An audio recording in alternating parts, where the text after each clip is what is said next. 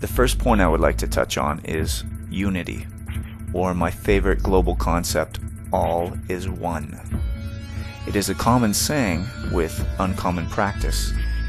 The connection we all share on a deep level with each other, with ourselves, with our planet, has been somewhat lost in modern society, and it is our job to reestablish that connection.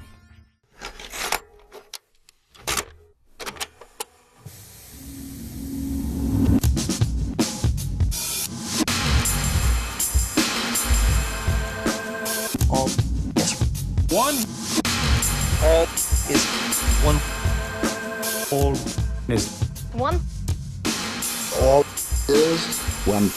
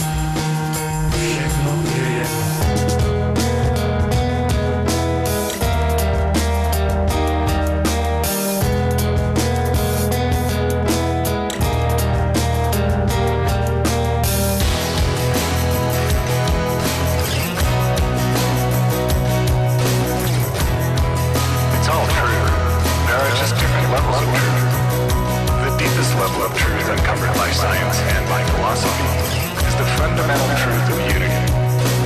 At the deepest subnuclear level of our reality, you and I are literally one. All things are one, my friend. The one thing I know about life and about the nature of the human race is that the human race has always believed it's known everything. Even the cavemen thought they had it all figured out, and they knew everything there was to know. I would say that, cavemen had, on a scale, understood about 1. Now we've made it up to about 5. The only thing that most people don't realize is the scale goes to 1,000,000.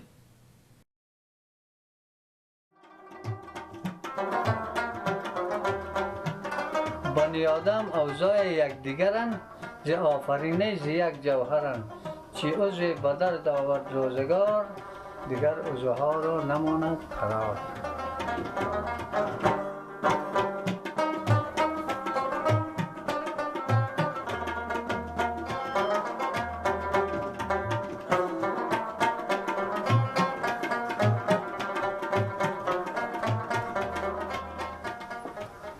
We are people, we are human beings. Our blood is the same color, our pain is the same pain. The taste of our tears are as bitter. If ordinary human beings in the world can see their own suffering and can really feel their own vulnerability, then perhaps they become aware of the vulnerability and suffering of others.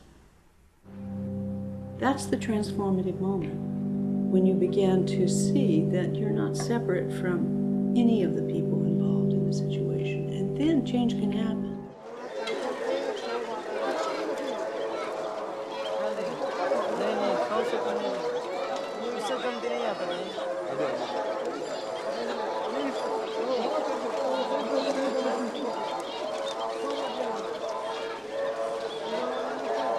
And why do you release the birds here?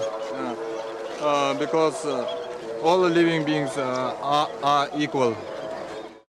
One of my favorite quotes on the subject of unity is from Chief Seattle. Man does not weave the web of life, he is merely a strand in it. What he does to the web, he does to himself. An ancient symbol that I think holds great wisdom in this subject is the yin-yang. Unfortunately, in the late 80s it became a pop culture icon, but it has been around for centuries.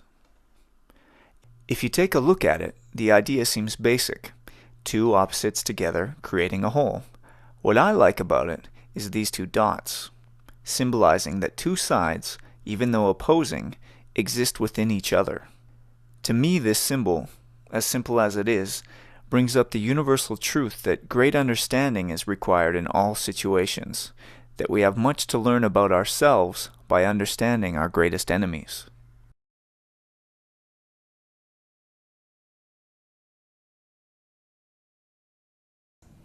There was this article by this biochemist that I read not long ago, and he was talking about how when a member of a species is born, it has 1 billion years of memory to draw on. And this is where we inherit our instincts. I like that.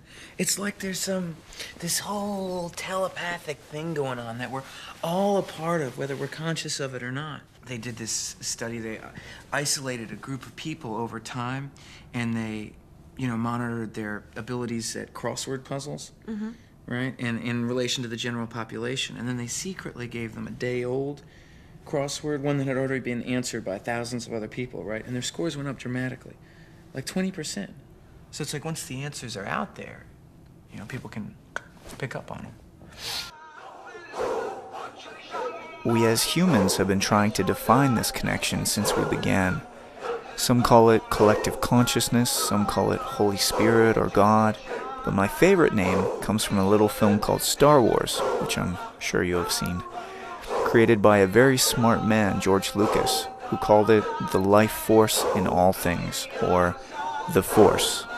I put the Force into the movies in order to try to awaken a certain kind of spirituality in young people.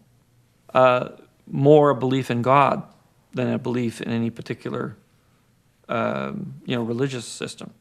I mean, the real question is to ask the question,